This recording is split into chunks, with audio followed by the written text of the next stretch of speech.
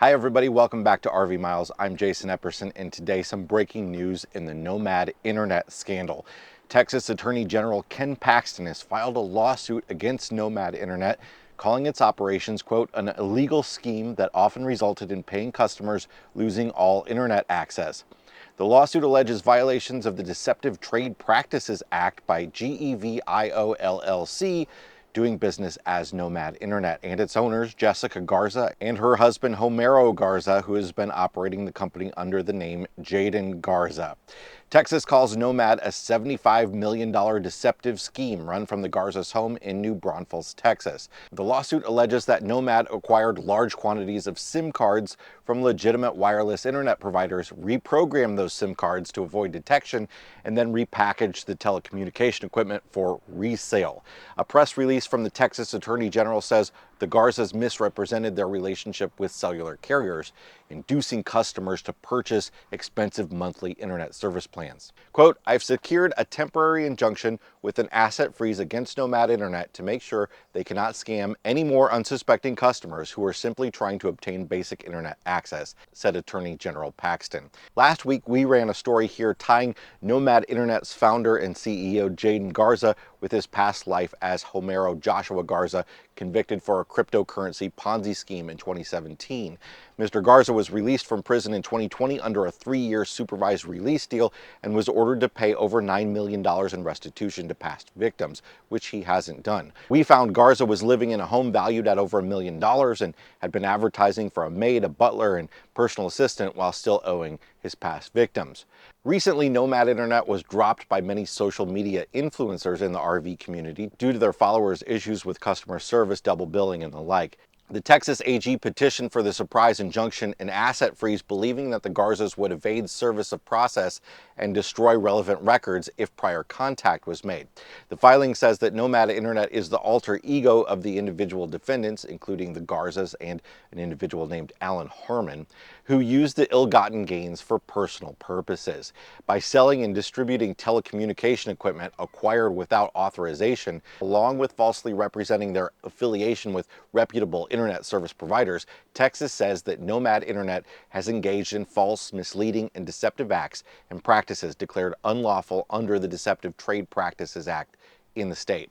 And that's the crux of this lawsuit. Texas said that the cellular SIM cards used in Nomad Internet's devices were acquired under contracts that prohibited resale. When obtaining large quantities of SIM cards using business accounts was detected by the cellular carriers and then blocked, the defendants then applied for thousands of individual data lines using fictional identities. Like the business account contracts, the agreements for personal lines prohibited resale. Even after network providers detected and terminated the unauthorized use of their networks, leaving customers without internet access for which they were paying, the Garzas continued to charge consumers hefty monthly fees. The complaint goes on to say that Nomad claimed to be a low-cost alternative to traditional internet service providers such as AT&T, Xfinity, and Spectrum.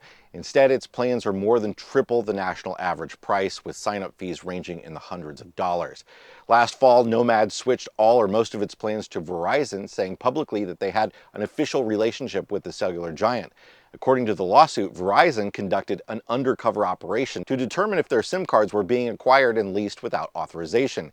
Employees for Verizon's operational assurance team acted as consumers, using Nomad Internet's website to sign up for their Deep Red plan and received improperly acquired SIM cards along with a device to use those in. Nomad attempted to conceal their deception by defacing the SIM card in black marker over a label on the SIM card that reads Verizon or Visible. Verizon also monitored the company's social media activity. They discovered that the company boasted of acquiring huge numbers of SIM cards that they had digitally altered and promised to distribute to consumers. Investigators also worked with a Nomad consumer and AT&T to prove a SIM card was obtained under false pretenses. When internet service providers discovered their SIM cards were being used for more data than for which they agreed, or in geographic regions different than what was represented by Nomad when they purchased the plans from the cell company in the first place, they were notified that they were breaching the terms of service. When they took no action, the internet service providers proceeded to limit the amount of data transmitted to the SIM cards, a practice known as throttling. Upon the substantial slowdown in internet speeds, consumers contacted Nomad, assuming they own or have some degree of control over the internet service. Of course, because they do not own or control the equipment, they did nothing except tell them to return the SIM cards along with the routers in which they were delivered. Despite the poor service provided, Nomad still charged consumers full price, often charged them for equipment that was never delivered, or charged them multiple times. When consumers attempted to cancel, they were either told they must first return the equipment, despite often never having received it in the first place, or they were told they had successfully canceled their subscription, only to be later charged again by Nomad. After the suit was filed, the court approved a temporary injunction blocking the Garzas and their businesses from destroying documents or communications, shifting assets, or selling internet plans without the service provider's consent. That's the current story as it stands now. If you haven't seen it, I encourage you to go back and watch our full video showing the history of Jayden Garza, his cryptocurrency scam. It's a wild one, and I think you're going to appreciate it. And remember, these third-party providers are nothing special. They are just providing regular cellular internet. Hit the like button and subscribe if you like the work we do here, and we'll see you on the next video.